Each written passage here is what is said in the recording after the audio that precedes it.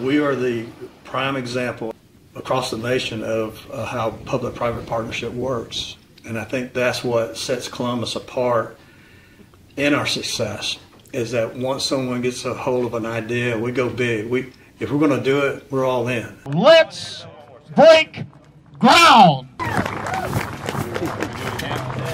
Baseball, Infantry Museum, Port Columbus, Whitewater in Columbus, Georgia, Urban Whitewater course.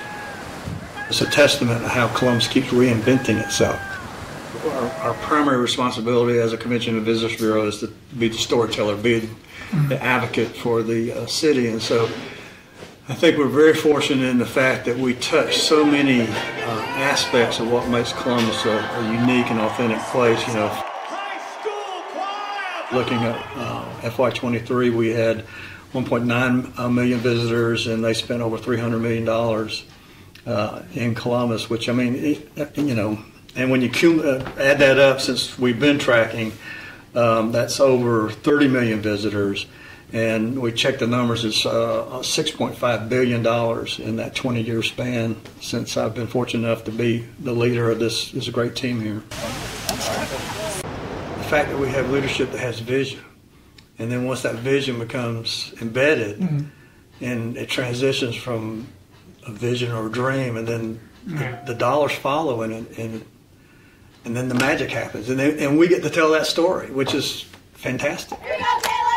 We're not just a one-trick town, and that's, I think, the thing that has insulated us over time, is that we can be many things to different people. If they want to go whitewater rafting, we have it. If they want fine dining, we have it. If they want to see national museums, we have it. We have to not lose that vision, that sight of what's next. I want our competition to be afraid that we're going to take their lunch money from them.